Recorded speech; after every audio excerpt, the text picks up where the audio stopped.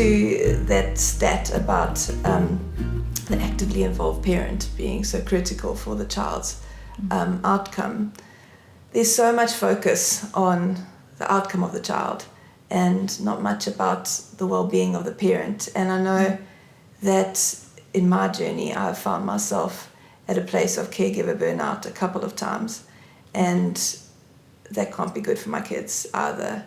So what can we do when we're on this journey that's lifelong, that's really intense at different times, depending on different seasons or depending on changes, like maybe your child's transitioning to high school or something like that, or something that triggers you, and you just don't feel like you have the capacity or the stamina to last the lifetime journey. What are some of the things we can do to increase that capacity?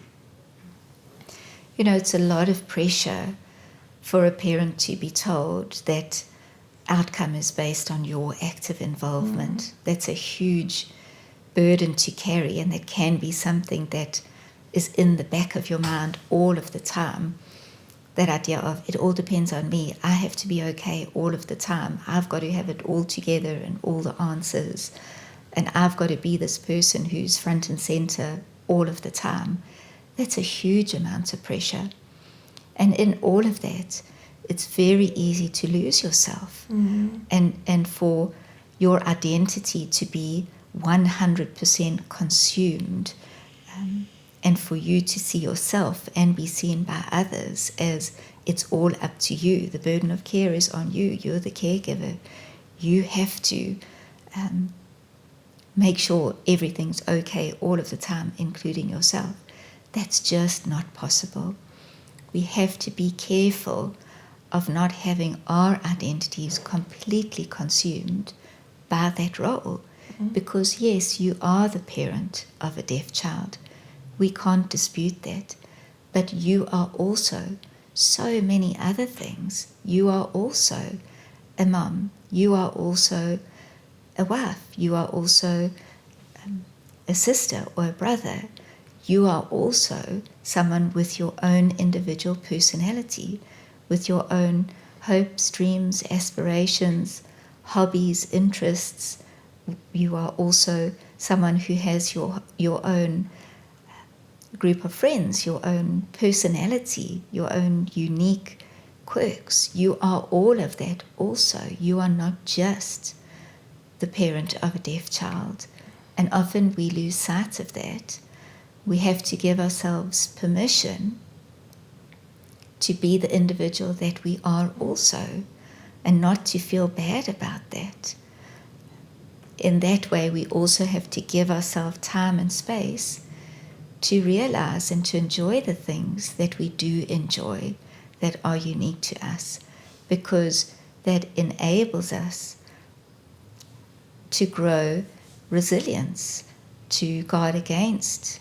You mentioned caregiver burnout, which is very real. When we are all consumed in one role, we are very vulnerable to that. So just for us to remind ourselves sometimes, I'm more than just one thing. Me as an individual, I'm more than just one role that I occupy in my life. And I'm allowed to live and be happy and find pleasure in small things. Also, I think to focus our attention on the blessings that we have, the things that we're grateful for, even if they're tiny and seem insignificant. It's important to engage with our physical world when we're feeling completely overwhelmed, even when it goes back to those emotions of fear, anxiety, grief, and loss. For us to practice being present-centered in the here and now, engaging with our 5 physical senses in this moment right now. What can I see? What can I hear, taste, feel, and smell that brings us back into an immediate here and now moment?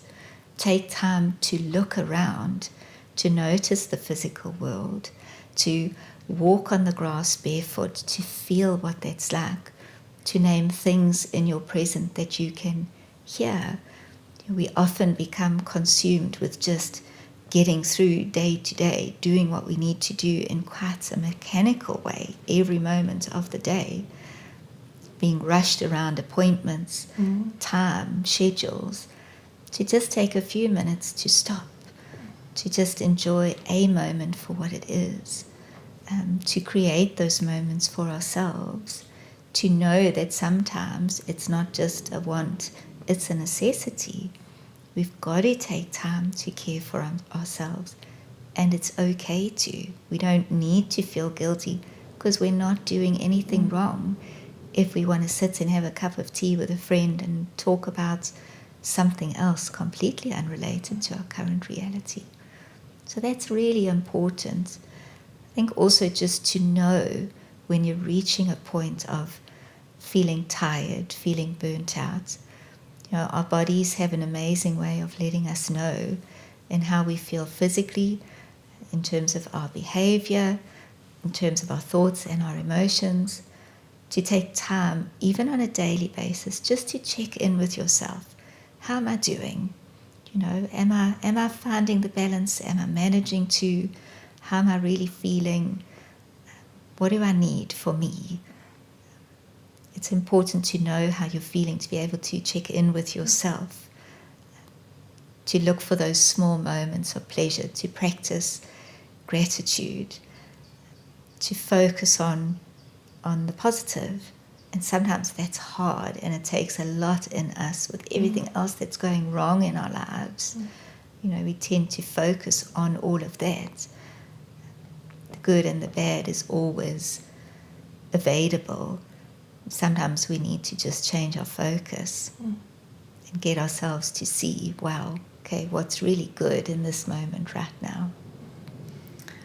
So many thoughts. One is just that I think it's really helpful for professionals to remember that there is a person at the other end of mom. I found that parents, mothers, were usually the person taking the child to appointments, and they're never even addressed by their own name. They're always addressed as mom.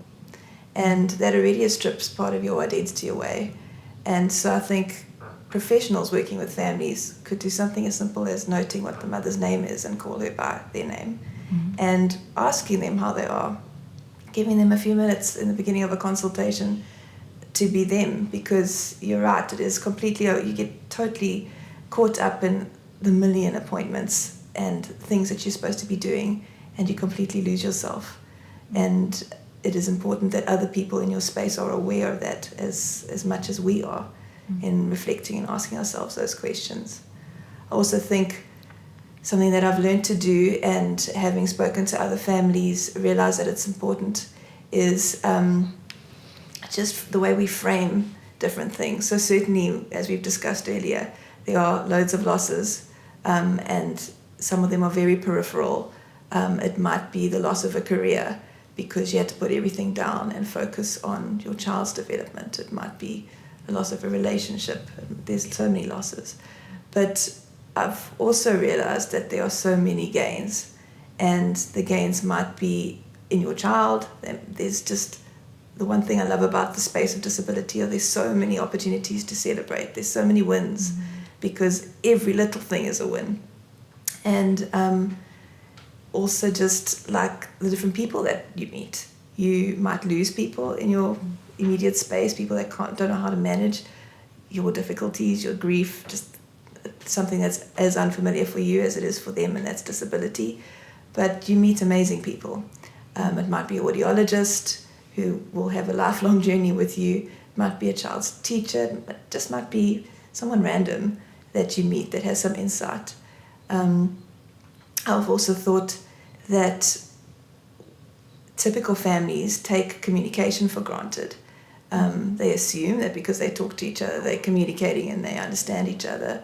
But sure, when communication is your every focus, you really do take all the stops out to get to the heart of the matter. And I think that's a gift, to know your children. I definitely feel like I've learned to understand mine better because I've had to fight for communication, something that everybody else takes for granted. So while I might have thought of that as a loss, actually it's a major gain. So I think it's really, really helpful to think of the different gains and acknowledge them and be grateful for them because they are there. Something else that I just wanted to add in terms of working through a journey, and all of us are on a journey, our journey through life. There will always be ups and downs. There will always be stumbling blocks along the way, seasons that we find particularly difficult, and then seasons where everything seems to be a little bit calmer. Through all of that, it's very important for us to all know that we are human, and human beings make mistakes sometimes. They make bad judgment calls, they make bad decisions, they respond in a way that's maybe not the best way they could have in that particular moment. And we have to allow ourselves and be mindful of the fact that we are human, we're not perfect, and that's okay. So when we do have those moments where we go, oh, I can't believe I did that, I can't believe I said that, not to be overly critical and hard and to punish yourself, because we all need to have a moment where we say, wow, I messed up. Okay, what can I do? Who can help me? I'm going to move on. I'm not the worst parent in the world. I haven't doomed my child. I am going to move forward from this. By the same token, I'm human. I made a mistake, and that's okay. And in that way, being human means we are perfectly imperfect. We can't be perfect. That's not what we were designed to be. We have to be okay with that as well.